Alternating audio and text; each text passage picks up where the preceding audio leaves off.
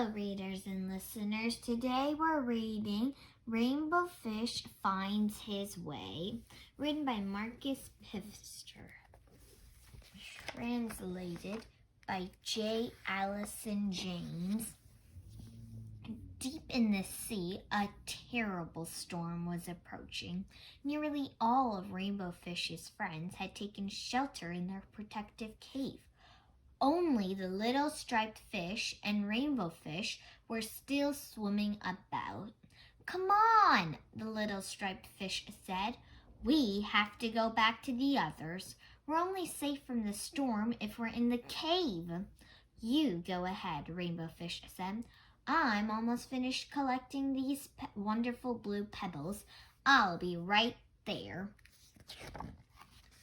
"Hurry, please," the striped fish didn't want to leave his friend. "It's far too dangerous out here in the open," but Rainbow Fish was too busy to be afraid.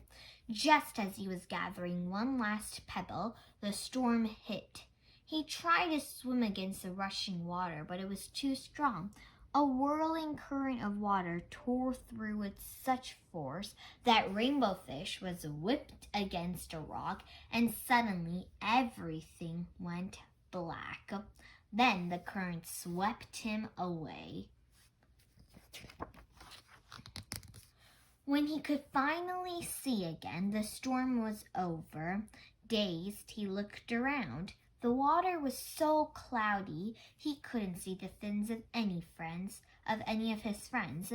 As the water cleared, he realized that it wasn't just the water. He had no idea where he was.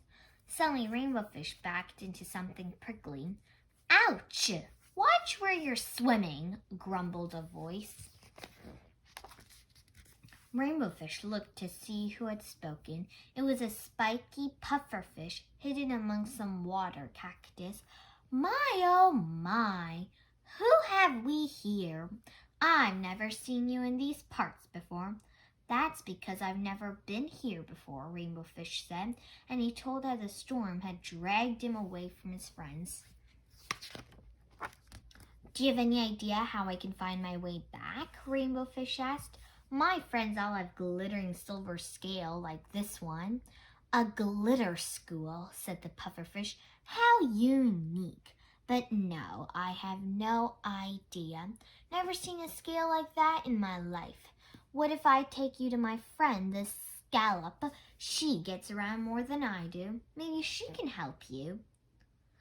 The scallop listened calmly to the problem. She thought for a long time, cleared her throat, and finally said,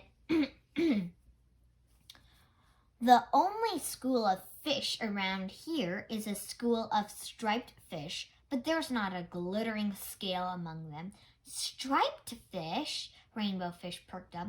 "One of my friends is a striped fish." "Well then," said the scallop, "I'll take you to them." "Excuse me for asking," said the Rainbow Fish, "but how can you take me there? You don't have fins to swim with."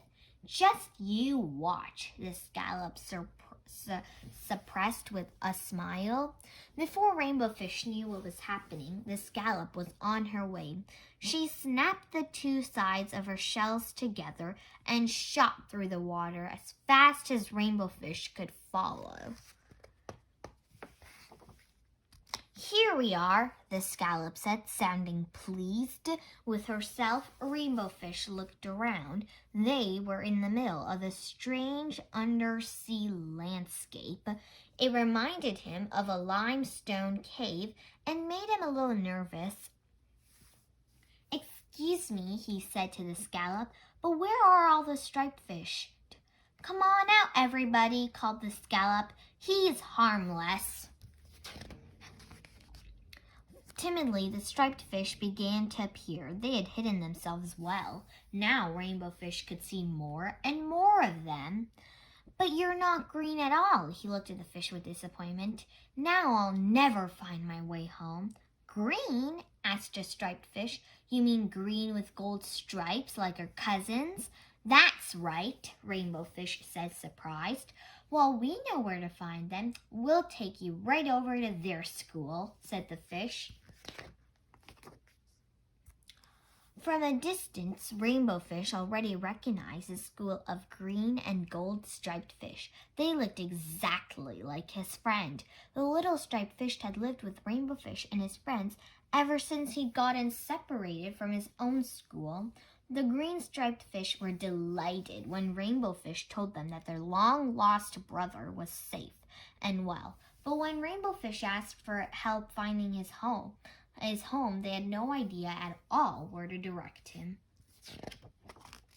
With a heavy heart, Rainbow Fish realized that he would have to search the ocean on his own until he found his friends. He felt something poking him under his fin. What was that? It was one of the blue pebbles that he had been gathering before the storm. "Here," said Rainbow Fish to the school. "You should have this to remember your brother. He and I were collecting these when I got caught in the storm." He gave the pebble to the fish. One of the oldest striped fish came forward and looked closely at the stone. "I've seen this type of stone before," he said. "They're quite rare. They can be only found in one place. I found such pebbles in the past. I know right where they are." For a moment it was utterly still. Then everyone began to swim around Rainbow Fish and bubble with excitement. They could help him after all. Together they raced to the bed of blue pebbles where they saw Rainbow Fish's friends out searching for him. Of course the little striped fish was among them, and so it happened that the two schools of fish were reunited with their long-lost friends at last. That night they all had a party to celebrate. They had so much fun that they would all remember it for years and years to come. The